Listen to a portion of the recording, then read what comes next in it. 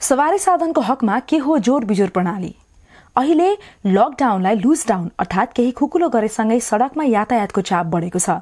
सरकारले सवारी साधनको हकमा जोर बिजोर प्रणाली लागू गरेको छ। जोर बिजोर अर्थात अड एन्ड इभन। धेरै जनालाई यसमा दुविधा हुन सक्छ। किन सरकारले यस्तो गर्यो? आखिर के हो यो जोर बिजोर प्रणाली? यदि तपाईको सवारी साधनको पछाडिको अंक जोर अर्थात इभन जस्तै 2, 4, 6, 8, 0 छ भने सरकारले लागू गरेको जोर दिन तपाईले आफ्नो सवारी साधन प्रयोग गर्न सक्नुहुन्छ। जस्तै 2, 4, 6, 8 र 10 गते। यदि तपाईको सवारी साधनको पछाडिको अंक बिजोर छ भने जस्तै 3, 5, 7, 9 छन् भने बिजोरको दिन सवारी चलाउन सक्नुहुनेछ। मोटरसाइकल र स्कुटरमा पनि जोर बिजोर प्रणाली लागू भएको छ।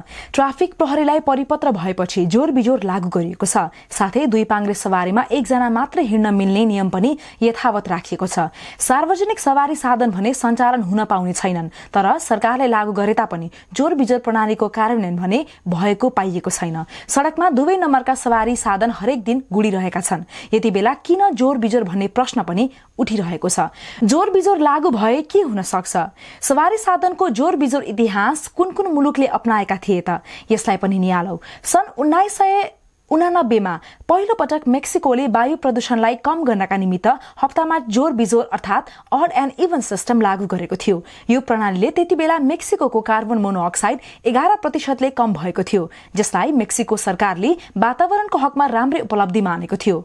सन् 1998 मा सिंगापुरले ट्राफिक सिस्टमलाई सुधार्नका निमित्त जोर बिजोर प्रणाली लागू गरेको थियो। उक्त बेलाको तथ्याङ्कका आधारलाई हेर्ने हो भने त्यसबेला ट्राफिक समस्यालाई 45% ले कम गरेको पाइन्छ, जसले सार्वजनिक सवारी साधनको प्रयोगलाई बढाएको थियो।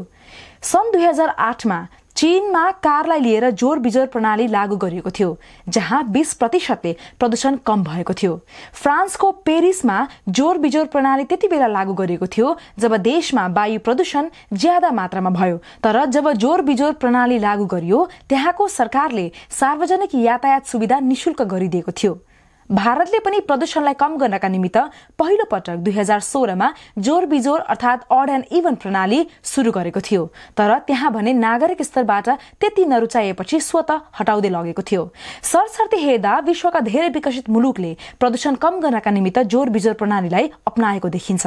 अहिलेको वर्तमान अवस्थामा मुलुकले कोभिड-19 कोरोना भाइरसको जोखिम न्यूनीकरण गर्नका निमित्त लगाएको लकडाउन 83 दिन पश्चात देशभर केही खुकुलो पारिएको छ, जस अन्तर्गत सवारी साधनको हकमा भीड़भाड़को जोखिम नहोस् भन्नका लागि जोर बिजोर प्रणाली लागू गरिएको छ।